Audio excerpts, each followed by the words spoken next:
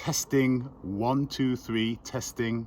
Haha, yeah, we are live. We are locked and loaded. Welcome to my garden here on the island of Nevis in the not so sunny Caribbean, but it's still quite hot and humid. So my name is Wilson Lawrence. As you may or may not know, I'm a personal development and performance coach. So I work with people to help them to get the results that they can be happy with in order to transform their business and or personal lives. You know, I've been making these videos now for a few weeks and trying to find different locations each time to make these videos without too much background interference, i.e. noise and things like this. And so I'm running out of areas. I think I've been to every spot in my garden and in my house to do this. So it's kind of a challenge to find a good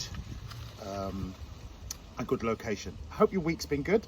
And it's Friday, but a lot of you, I guess you will get this either tomorrow or whenever. But let's just have a quick review. Now, remember my 5-point questions. So what is it that you have accomplished this week that you set out as an intention? You know, so the things that you planned in your to-do list. Yeah, you know, I don't like saying to-do list. I say success list. All right, but that's another story. If that's something that you want to know about, then just make a comment and I'll make a video on how to make a success list out of a to-do list. So what have you accomplished this week that you set out as an intention? What did you not accomplish this week that you set out as an intention? Of your accomplishments this week, what did you really do well at? What did you excel at? Just give that some thought. Yeah, and be proud. And how does that make you feel? Of your accomplishments this week, what did you not do well at? Okay, don't beat yourself up, but just say, well, I didn't do well at going to the gym. I didn't do well at completing my project work. It could be anything, right?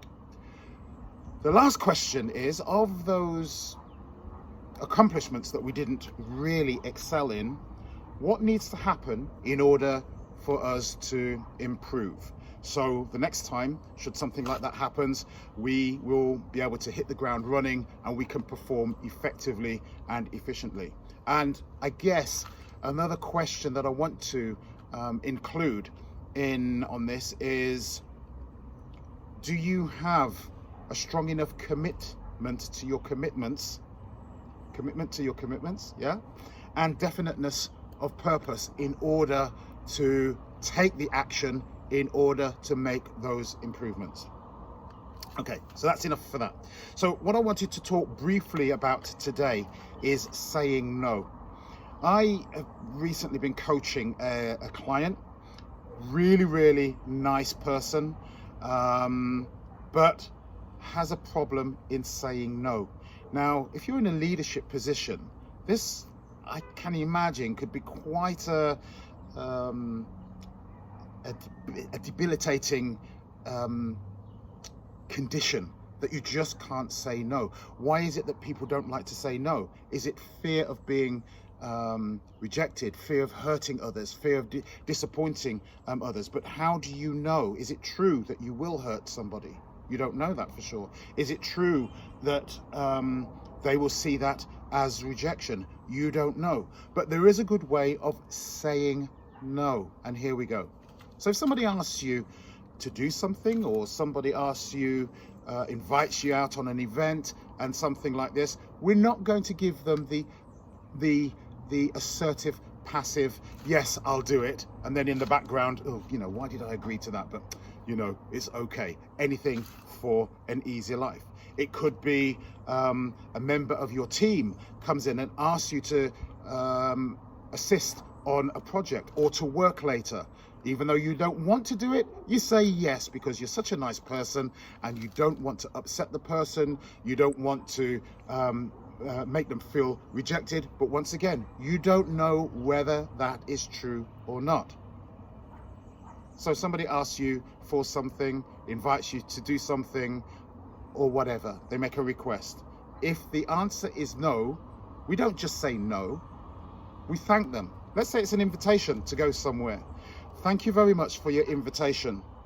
However, I can't attend or I can't go because I actually have other plans right now, but I'd love to do something like this in the future.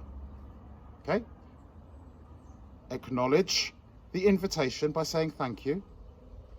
State what it is. However, unfortunately, I'm not able to attend because I plan to stay at home, or I've got other plans to take care of.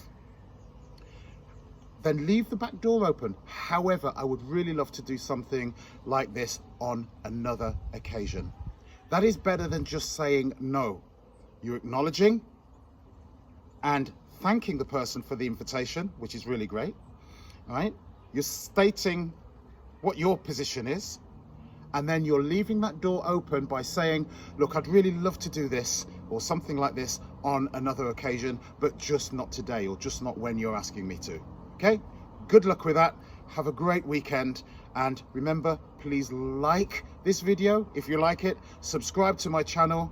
And please feel free to make any comments that you like, whether good or not so good, because this helps me to up my quality and spurs me on. My next door neighbours just started gardening, to produce good content. On that note, smile for me. Have a great week.